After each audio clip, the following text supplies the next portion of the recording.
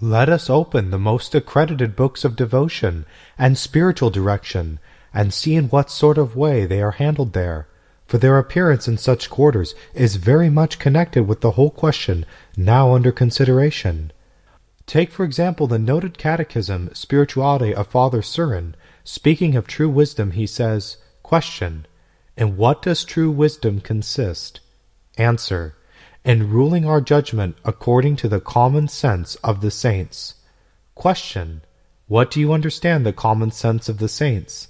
Answer: I understand what they commonly think of the maxims of the gospel and the ideas which they have of perfection. Question: what then are the sources of true wisdom? Answer: the gospel, the writings of the saints, their sentiments and their conduct. When all of them, or nearly all of them, agree in thinking in the same way of certain points of perfection, for example, of the practice of gentleness, of self-contempt, and of the virtues about which we have spoken of in the chapter on the Evangelical Counsel. For although the saints differ very much from each other, looked at with reference to their outward conduct, they resemble each other strikingly in their idea of virtue, and in their manner of practicing it, so that it is evident they are all animated by one spirit.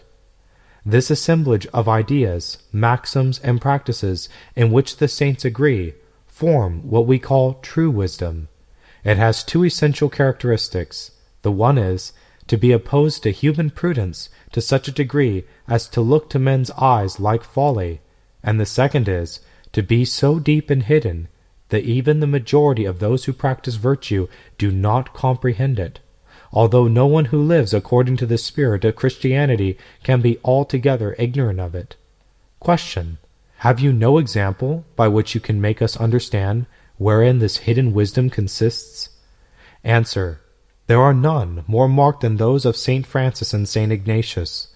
They love contempt to such a degree that they wish to pass for fools, and to perform actions which might earn that title for them.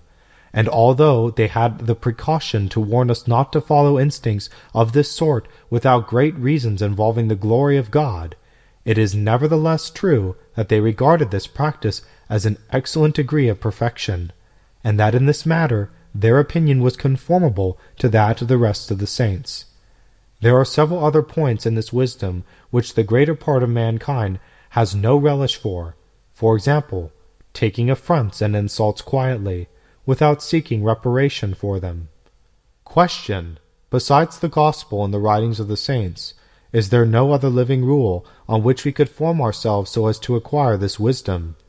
Answer: among the persons with whom we live, the common opinion of those who pass in the minds of the public for perfect may serve as a law and sure rule in this matter.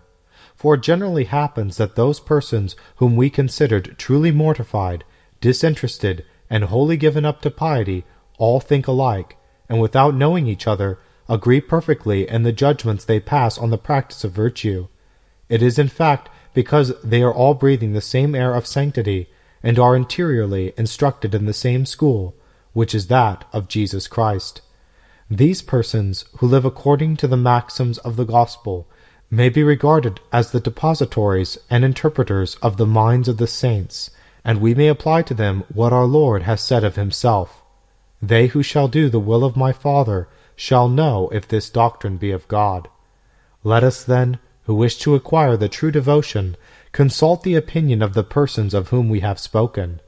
As to men of learning and talent, if their wisdom is not based upon the mortification and abnegation of the gospel, they may indeed serve well for a rule in matters of faith and theology, but it would not always be safe to follow their opinion in the practice of this hidden wisdom which Jesus Christ has taught, and which the saints alone have relished. In fact, we see that scholars are so little agreed among themselves upon questions of this sort, and pass such conflicting judgments on matters of spirituality, that no great account is to be made of what they say of it." End quote. But there is also another point which should not be forgotten, and which seems to render the isolation of the saintly character more complete and impressive. For if the differentia of the saints is to be found in the combination of their marvelous and eccentric suffering, and all sufferings, especially the persecution and opposition of good men, seems to be an inseparable accident of sanctity, so soon as, and so far as, it is heroic. It was necessary that Christ should suffer and so enter into his glory. This, in its measure, is applicable to his saints. Not only are the sicknesses of the servants of God and the ordinary afflictions of his life inquired into, and the manner in which he bore them, but the falling away of his friends, the ridicule of the world, the opposition of even good men, are investigated with special care, and that too while the debitum of his virtues is under consideration, as though these afflictions and thwartings were, so to speak, authentications which Providence is sure to give to heroic virtue, and of even a more convincing nature than miracles, seeing that the investigation of these cannot be entered upon until the debitum on the virtues has been solved and set at rest. Yet it is plain that these things add greatly to the likelihood of the saint's character being misunderstood, or giving offense at first sight. They impart a look of strangeness to his life. They naturally make us suspect singularity, or self-will, or at least a want of discretion in not keeping in favor with virtuous persons and authorities.